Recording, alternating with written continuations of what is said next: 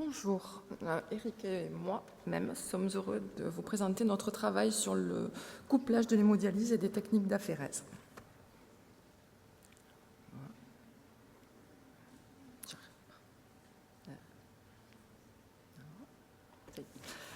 Nous faisons partie du DNTO, c'est le département de néphrologie et transplantation d'organes qui se situe au CHU de Toulouse-Rangueil-Larrey, dirigé par le professeur Lionel Rostem, qui comporte une réanimation néphrologique de 10 lits, une surveillance continue post-réanimation transplantation de 18 lits, un service de néphrologie avec 12 lits d'hospitalisation de semaine, 24 lits d'hospitalisation traditionnelle, une hospitalisation de jour néphrologie transplantation, un service d'hémodialyse chronique, un centre lourd, de 19 000 séances par an et de 135 patients, une unité de plasmaphérèse chronique qui réalise à peu près 1200 séances par an, une salle interventionnelle où sont réalisées des ponctions biopsies rénales et des poses de cathéter de dialyse, et enfin notre service d'hémodialyse polyvalente aiguë et technique d'aphérèse de 10 postes.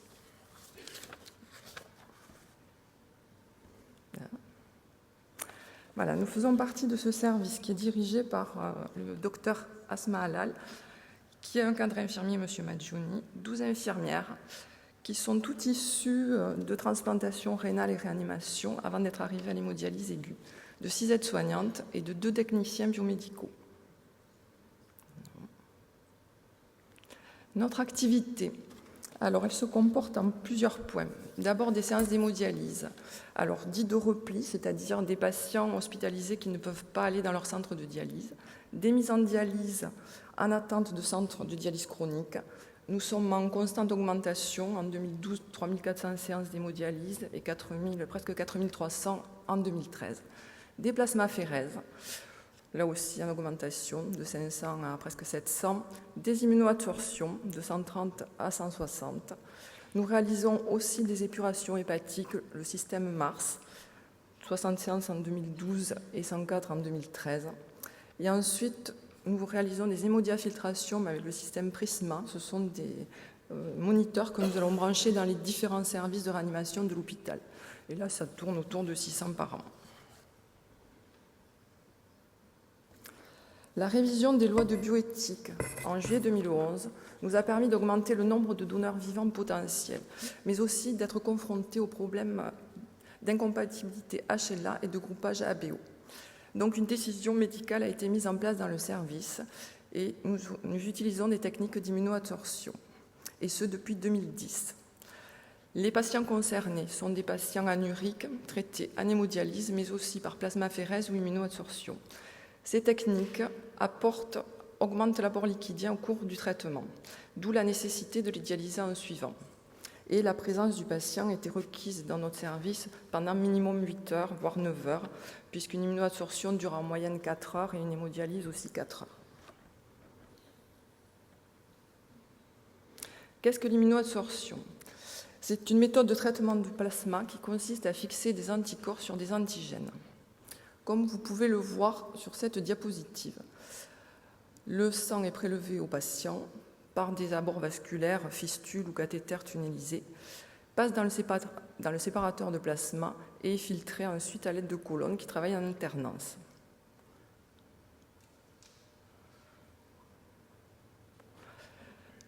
Le fonctionnement. Donc, comme je vous l'ai dit, c'est la séparation du plasma. Dans notre service, elle se fait par centrifugation à l'aide de moniteurs. Ce plasma est traité à l'aide de colonnes non spécifiques qui sont réutilisables et qui fonctionnent en alternance pendant qu'une traite, l'autre rince. Elles sont adaptées sur un moniteur Adasorb. Et ceci, c'est pour les patients hyperimmunisés et hyperimmunisés avec incompatibilité ABO. Ou ensuite, nous utilisons des colonnes à usage unique, colonnes spécifiques. Et celles-ci seront utilisées pour les transplantations de donneurs vivants avec incompatibilité ABO. Ces techniques nécessitent une anticoagulation au citrate de sodium. Et le citrate de sodium est un chélateur du calcium. Donc nous sommes obligés de rajouter du chlorure du calcium sur un pousse-seringue électrique durant la séance. Les volumes sanguins des circuits d'aphérèse sont à peu près de 80 à 120 millilitres. L'apport global liquidien pour une séance d'immunoabsorption est de 1 demi-litre à 1 litre en fonction du volume plasmatique traité. Cela peut entraîner des désordres électrolytiques, hypocalcémie et hypomagnésémie. Voilà. Donc après le fonctionnement, nous avons eu un temps de réflexion. Comment améliorer le confort du patient? Comment sécuriser la prise en charge infirmière? Peut-on coupler une séance d'hémodialyse avec une séance d'aphérèse, que ce soit l'immunoabsorption ou la plasmaphérèse? Et est-ce que les volumes des circuits d'aphérèse et d'hémodialyse nous permettent de le faire? C'est ça. Les objectifs du couplage, c'est maîtriser la prise de poids qui a été induite pendant le traitement par immunoabsorption, prévenir les désordres électrolytiques avec l'hémodialyse pendant le traitement aussi, diminuer le temps de procédure, préserver les voies d'abord vasculaires puisqu'on va moins les solliciter, offrir une prise en charge adaptée de qualité pour le patient et libérer du temps infirmier. La mise en place, elle s'effectue après une concertation pluridisciplinaire, médecins, infirmières, techniciens biomédicaux. Nous recensons le matériel nécessaire ainsi que les références, toutes les références pour les commandes qui sont en hors stock. Une réflexion de l'équipe infirmière est faite sur l'intégration de ces nouvelles techniques dans l'organisation des soins. Puisque nous sommes un service d'hémodialyse aiguë, nous fonctionnons beaucoup avec des urgences et programmer des séances d'immunoabsorption était assez difficile. Finaliser des procédures facilement applicables en routine et élaborer des protocoles de soins, branchement, débranchement, surveillance et traçabilité. Voici notre feuille d'inventaire de matériel pour toutes les techniques utilisées, l'hémodialyse, la plasmaphérèse, l'immunoabsorption spécifique et l'immunoabsorption non spécifique. L'organisation des soins. Toutes les infirmières sont formées dans le service, on s'est toutes formées les unes à la suite des autres. On a partagé nos expériences, nous avons fait des auto-formations internes, des débriefings improvisés.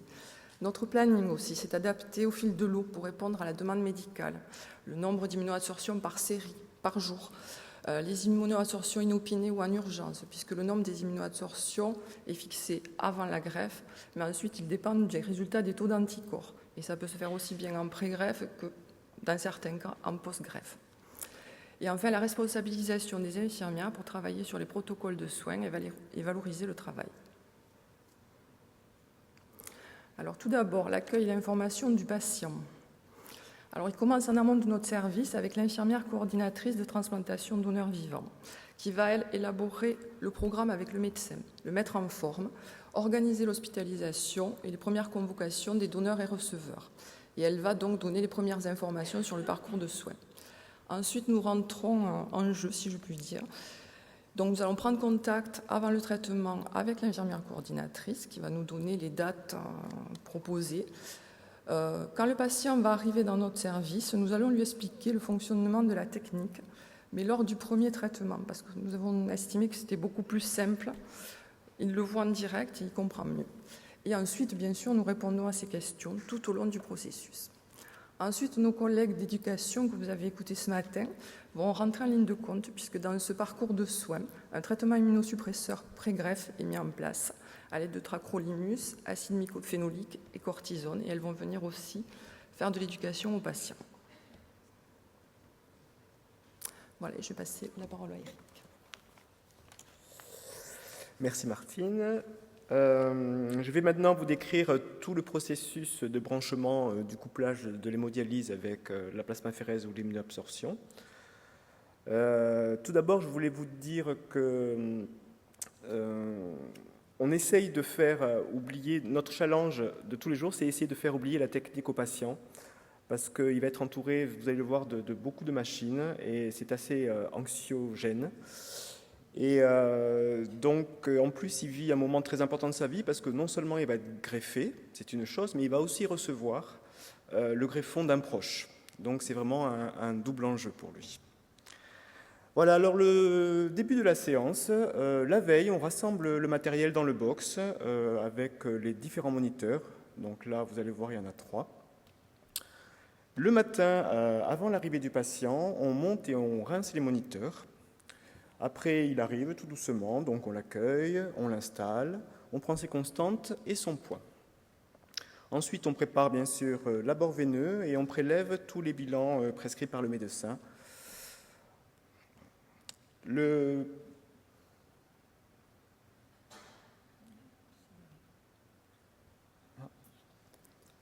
Voilà, donc vous pouvez voir le rinçage des deux moniteurs, avec à votre droite le moniteur Comtech de séparation du plasma, qui est relié à votre gauche avec le moniteur d'immunoabsorption Adasorb.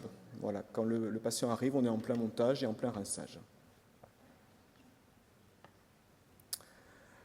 Alors la première partie de branchement de la séance, on va commencer par programmer la dialyse selon la prescription médicale. Donc on a pesé le patient, on va calculer le poids qu'il a à perdre, hein, comme d'habitude, et on va rajouter donc le poids qui est amené par l'immunoabsorption, qui dépend donc du volume du plasma traité. Donc c'est entre 0,5 et 1 litre qu'on rajoute au poids. Ensuite, vous allez voir par les photos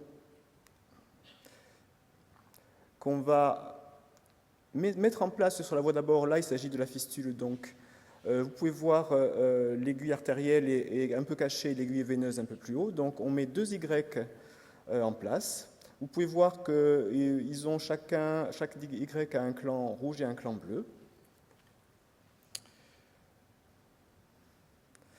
Ensuite, nous allons, dès que la machine dialyse est prête, nous allons procéder au branchement de la dialyse. On se donne un code couleur, c'est-à-dire qu'on va brancher la dialyse sur les clans rouges de l'Y. Donc là, on branche l'aspiration sur le clan rouge de l'Y de l'aspiration. Ensuite, le retour sur le clan rouge du retour veineux. Et là, vous voyez, la dialyse a commencé. Vous pouvez remarquer qu'on a, sur le clan bleu du retour, on a branché un petit robinet qui va nous servir à la compensation en calcium, vous allez le voir plus loin. Donc, bien sûr, après le branchement de la dialyse, on va surveiller les constantes du patient pour voir s'il supporte bien sûr, le début de la dialyse, pour pouvoir commencer sans problème le branchement de l'immunoabsorption. Donc, à ce moment-là, on programme le moniteur de séparation de cellules par centrifugation et on raccorde le moniteur de séparation de cellules avec le moniteur de traitement du plasma par Adasorb, avec les colonnes non spécifiques. Donc, ensuite, on branche les tubulures de l'immunoabsorption. Donc là, l'aspiration sur le clan bleu de la voie artérielle. Ensuite, le retour sur le clan bleu du retour du patient, avec le petit robinet que vous avez vu tout à l'heure. Donc, il va servir à brancher la compensation en calcium,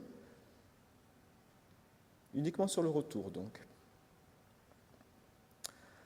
Voilà cette photo pour vous montrer une des colonnes de traitement du plasma. Comme vous pouvez remarquer, il y a un bypass au niveau de la colonne. Ça nous permet quand on démarre l'immunoabsorption, on démarre toujours la séparation du plasma avec le bypass branché. Comme vous pouvez voir, la colonne de traitement est clampée, ici. Voilà, ça c'est clampé et ça c'est ouvert. Parce qu'il peut toujours arriver un problème de contamination de sang au niveau du plasma et ces colonnes sont très fragiles, il ne faut absolument pas qu'il y ait de contamination de sang, sinon leur durée de vie peut être vraiment très courte. Il faut savoir que pour qu'elle soit bien efficace, il faut au moins qu'elle fasse 10 séances de traitement.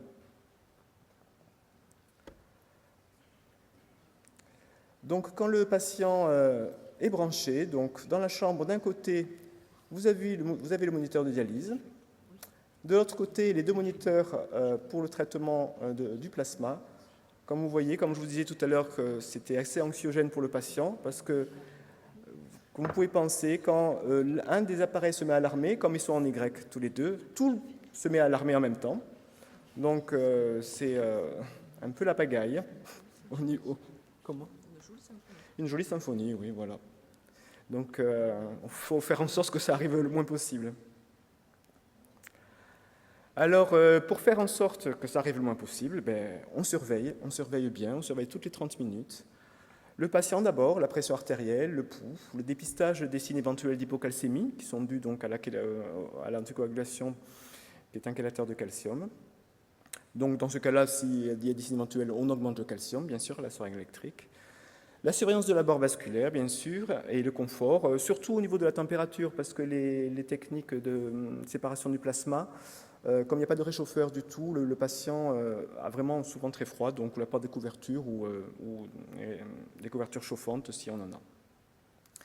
Au niveau du moniteur, on surveille les débits sanguins d'hémodialyse et de séparateurs de cellules, les pressions d'aspiration du retour qu'on peut surveiller aussi à la fois sur le moniteur de dialyse et sur le Comtech de séparation du plasma, mais aussi la pression de la colonne et aussi les pressions au niveau du troisième appareil, de la Dasorb. Et bien sûr, comme je vous l'ai dit tout à l'heure, à cause du risque de contamination du sang des colonnes, on surveille à l'entrée, bien qu'il y ait des capteurs d'hémolyse au niveau des appareils, on préfère aussi surveiller nous-mêmes. Donc on a mis un robinet avant l'entrée du plasma dans les colonnes et on prélève un peu de plasma qu'on va mettre sur une bandulette multistick simple pour détecter l'hémolyse. Donc par ce biais, on est vraiment sûr qu'il n'y ait pas de contamination de sang. Juste pour vous dire au niveau du temps, toute la phase de branchement prend entre 3 quarts d'heure et 1 heure. Ensuite, donc, quand l'immunoabsorption est finie, elle finit un tout petit peu avant la dialyse, elle dure 3 heures, 3 heures et demie, 3 heures, 3 quarts. On restitue le plasma dans un premier temps du moniteur à Dasorb, dont le moniteur où il y a les colonnes. Ensuite, on sépare les tubulures de la Dasorb du Comtech et on fait la restitution du séparateur de plasma. Et pendant ce temps, simultanément, si on a le temps, on commence le rinçage des colonnes réutilisables, parce que c'est des colonnes, comme je vous l'ai dit, qu'au moins il faut utiliser 10 fois, mais si on peut les utiliser 15 ou 16 fois, c'est bien aussi. Donc, ces colonnes, on les rince, c'est la machine qui s'en occupe, on a programmé plein de choses. Et le débranchement et le rinçage prend aussi 3 quarts d'heure, 1 heure entre tout, parce qu'après, il faut qu'on conserve les colonnes avec un produit spécial. Ensuite, quand on a fini de s'occuper du débranchement de l'immunoabsorption, on procède au débranchement de la dialyse, donc classique. Et ensuite, on fait bien sûr les surveillances hémodynamiques chez le patient. On prélève les bilans biologiques prescrits.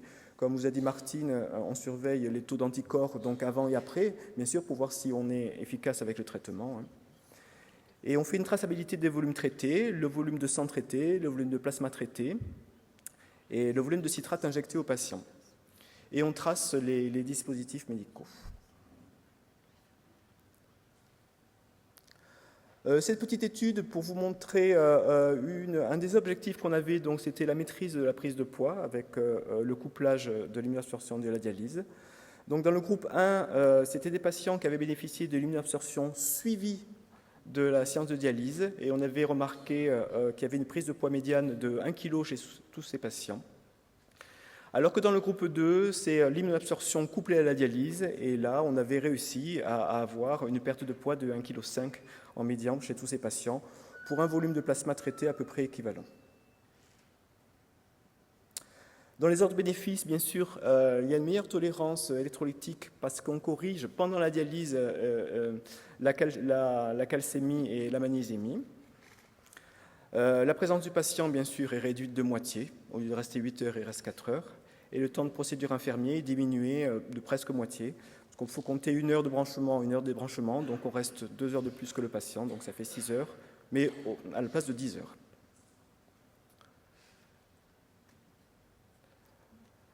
Voilà, je relaisse la parole à Martine. Alors, le bilan, c'est la maîtrise des différentes techniques. Il faut savoir que ce sont des techniques innovantes et très onéreuses. Donc la conservation des colonnes, comme vous a expliqué mon collègue Eric, est très importante. Et plus on va les utiliser, plus nous serons efficaces et rentables. Donc nous avons une énorme pression sur les épaules. Voilà, donc aussi une vigilance accrue du soignant. L'équipe s'est auto-formée. Nous avons eu beaucoup d'auto-formation entre nous. Le couplage de l'hémodialyse et immunoabsorption ou plasmaphérèse est fait en routine pour tous les patients le nécessitant. Voilà. Et c'est surtout un double bénéfice pour le patient, puisque un gain de temps et une meilleure tolérance. En conclusion, donc, cette technique a été mise en place dans notre service sans retour d'expérience d'autres équipes en France. Nous avons dû exploiter des capacités d'adaptation et d'innovation afin de répondre aux changements impliqués lors de sa mise en place et en routine. La cohésion de l'équipe s'est trouvée renforcée. Nous sommes le maillon d'une chaîne qui permet à un plus grand nombre de patients d'accéder à la greffe dans les meilleures conditions possibles. Nous souhaitions partager cette expérience avec d'autres professionnels de santé. Pour l'avenir, les enjeux sont-ils la reconnaissance et la validation de l'expertise infirmière? Je finirai par les remerciements, d'abord à notre équipe, infirmières et aides-soignantes qui nous soutiennent, le professeur Lionel Rostem, qui lui aussi nous soutient et nous motive, ainsi que le médecin de notre service. Et nous vous remercions de votre attention.